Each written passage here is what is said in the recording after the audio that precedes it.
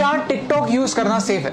कुछ ही दिनों पहले TikTok crossed 1 billion downloads world wide. इसका मतलब है कि 1/7 of the world population is using TikTok. इस ऐप पर किस टाइप का कंटेंट होता है, वो क्या सोशल मैसेज देता है, वो अच्छा है या नहीं, ये सब बात की बात है। Right now I want to share with you something very dangerous that I discovered about TikTok. You think that I am making sense? इस वीडियो को शेयर जरूर कीजिए, क्योंकि इस वीडियो से किसी ना किसी को हेल्प हो सकती है। आज एक्चुअली मैं बहुत एडवेंचरस फील कर रहा था, तो मैंने टिकटॉक डाउनलोड किया और मुझे एक काफी अजीब चीज रियलाइज हुई। यू सी, जब आप कोई वीडियो रिकॉर्ड करने की कोशिश करते हैं, तब टिकटॉक आपसे आपकी कैमरा की, ऑडियो रिकॉर्ड करने की और SD कार्ड एक्सेस करने की परमिशन मांगता है। ये सारे परमिशंस मांगना बहुत सारे ऐप्स में कॉमन होता है, लेकिन प्रॉब्लम उस चीज की है जिसकी परमिशन टिकटॉक आपसे मांगता नहीं है, लेकिन फिर भी डेटा आपसे चुराता है। That's your location. आप ये खुद चेक कर सकते हैं। सेटिंग्स में जाइए और ऐप परमिशंस में जाकर टिकटॉक को सर्च कीजिए। लोकेशन का कहीं पे मेंशन भी नहीं होगा। लैंग्वेज सिलेक्ट करते वक्त मैंने सिर्फ इंग्लिश सिलेक्ट किया था, फिर भी मेरे फीड में हिंदी वीडियोस है, मराठी वीडियोस भी है। टिकटॉक को कैसे पता चल रहा है कि आप कहां पे? जस्ट एज अ प्रिकॉशन मैंने लोकेशन भी ऑफ कर दिया था। लोकेशन ऑफ करने के बाद गूगल मैप्स भी ठीक से नहीं चल पाता, आरोग्य सेतु ऐप भी नहीं चलता। These important apps also can't work without you giving them the permission. मैं मुंबई में हूं, मुझे मराठी आता है, मुझे हिंदी आता है, ये टिकटॉक को कैसे पता चल रहा है? If you want to cheat your location, there is a very simple trick called a VPN, virtual private network. Okay, so मैं अभी एक VPN यूज कर रहा हूं और मेरा लोकेशन मैंने USA में सेट किया। On YouTube all the ads that I am getting over here are from the US। So मैंने YouTube को ट्रिक कर दिया। एज यू कैन सी मेरा हॉटस्टार नहीं चल रहा है, और मजे की बात यह है कि अगर मैं टिकटॉक पे जाता हूं तो I can see all the same videos. So how is TikTok doing it? I found the answer.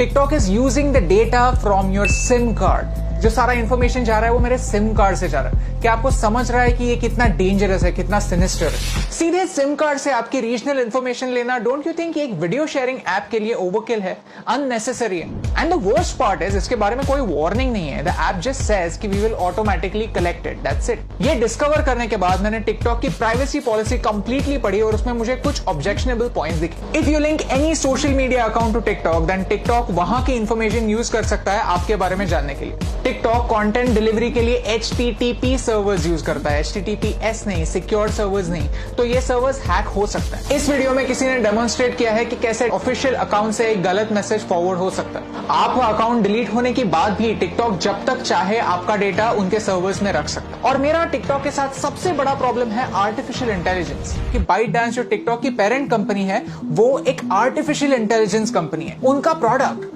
Content creation का प्लेटफॉर्म नहीं है, उनका प्रोडक्ट है algorithm. You see, China wants to be a superpower in AI by 2030. Computer की भाषा क्या होती है? Zeros and ones, binary. और वही टिकटॉक आपको करने के लिए बोलता है। Whenever you are watching a video on TikTok, you are taking a survey. You are feeding information to the computer, telling them what you like, what you don't like, what you agree with, and what you don't agree with. And all of this information is going to China. आपको क्या लगता है? क्या ये सही हो रहा है? Tell me in the comments below. In social media, artificial intelligence changes the game completely.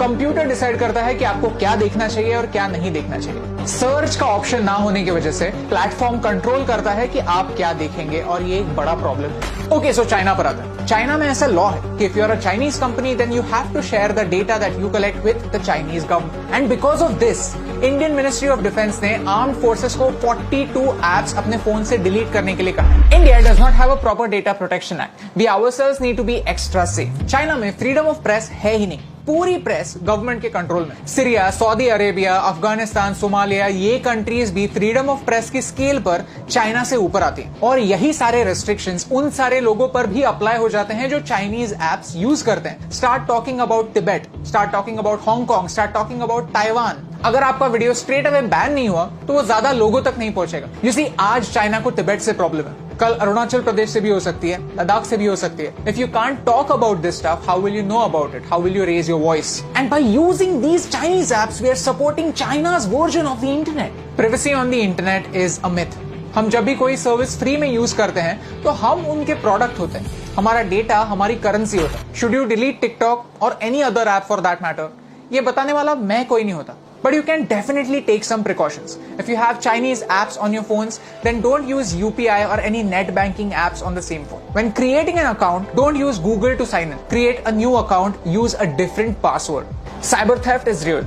Keep changing your passwords and keep your emails safe. If you go to haveibeenpawned.com, you can find out whether your personal information has been breached. All I want to say is this is not TikTok versus YouTube. I am giving you TikTok's example because TikTok is popular and you can check it yourself. If you are a TikTok creator, then this concerns you more than me because आपका data ज्यादा share हो रहा है. It's important for you to know कि China के products को सस्ता मत समझिए, चाइना के एप्स को फ्री मत समझिए because everything comes at a cost. My question is, can you pay the price?